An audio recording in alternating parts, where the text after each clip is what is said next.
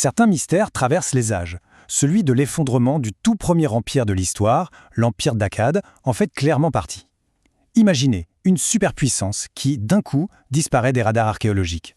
Ça laisse derrière une question qui nous obsède encore aujourd'hui. Mais que s'est-il passé? Alors pour bien comprendre, il faut se projeter il y a plus de 4000 ans. L'Empire d'Akkad, à ce moment-là, ce n'est pas juste un petit royaume. Non, c'est bien plus que ça.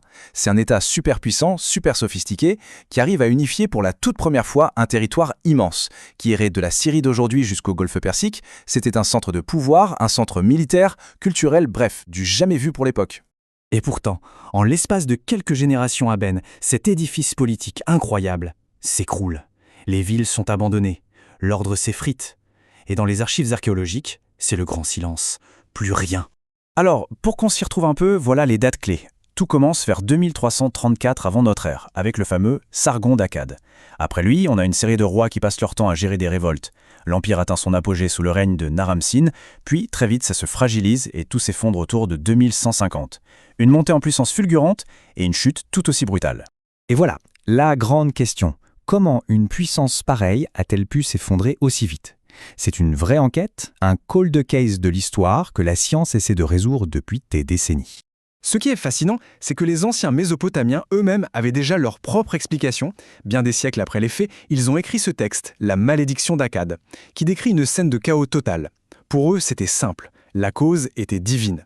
Le roi Naram-Sin aurait défié les dieux et en retour, ils auraient lâché la famine et les envahisseurs sur son empire. On se retrouve donc avec deux salles, deux ambiances. D'un côté, l'explication mythologique, un châtiment divin. De l'autre, l'enquête scientifique moderne, qui, elle, assemble un puzzle complexe d'indices venus du sol, de la glace, des fonds marins. Alors, allons voir ce que les experts nous disent aujourd'hui. La première piste, et c'est sans doute la plus spectaculaire, c'est celle d'un coupable venu de l'extérieur, le climat. L'idée, c'est qu'une catastrophe naturelle d'une ampleur folle aurait tout simplement mis l'Empire KO. Et ce suspect a même un nom de code, l'événement 4.2 KBP. KBP, ça veut dire kilo année before present, donc 4200 ans avant aujourd'hui, pour faire simple.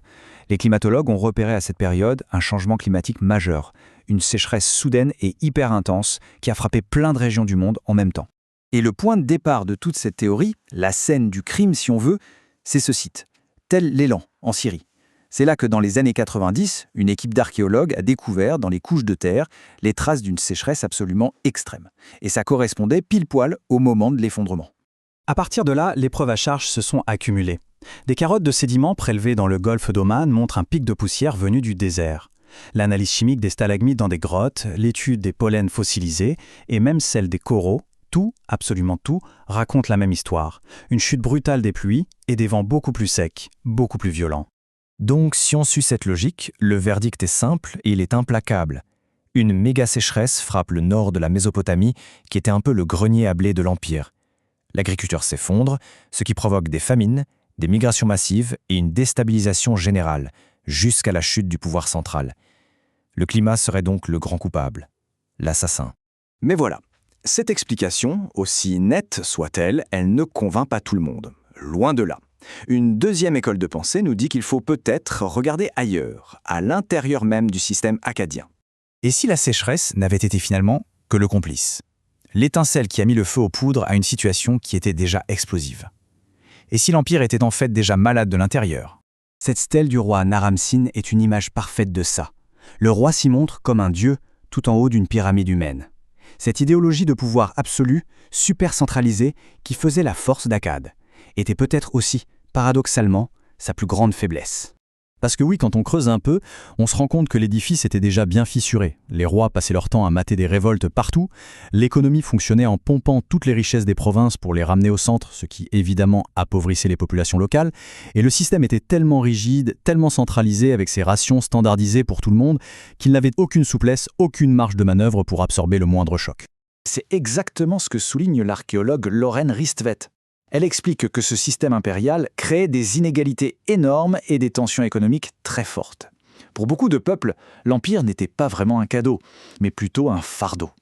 Donc, dans cette deuxième version de l'histoire, le coupable principal change complètement. Ce n'est plus le climat, c'est le système akkadien lui-même avec ses propres faiblesses. La sécheresse n'est plus la cause, c'est juste un amplificateur. C'est le coup de pouce final qui a fait tomber un système qui était déjà au bord du gouffre. Ok, donc on a deux suspects. Le climat d'un côté, les problèmes internes de l'autre. Mais, comme dans toute bonne enquête, un troisième élément vient tout chambouler, en remettant en cause le crime lui-même. Est-ce qu'on est bien sûr de parler d'un effondrement? Ce tableau résume bien le problème. Le grand récit d'un effondrement brutal et total, il ne colle pas toujours avec ce qu'on trouve vraiment sur le terrain. Dans certaines régions, la transition a l'air beaucoup plus graduelle. Toutes les zones n'ont pas été touchées pareil, certaines ont même réussi à s'adapter, voire à prospérer. Et puis, il y a le problème des datations, qui ont toujours des marges d'erreur. Ça empêche de dire avec une certitude absolue que la sécheresse et la chute politique sont arrivées exactement en même temps. La vraie question, au fond, c'est peut-être ça. Est-ce qu'on a vraiment assisté à un effondrement, un peu comme un château de cartes qui s'écroule d'un coup, ou est-ce que c'était plutôt une transformation, une réorganisation politique et sociale beaucoup plus longue, beaucoup plus complexe, qui s'est étalée sur des décennies?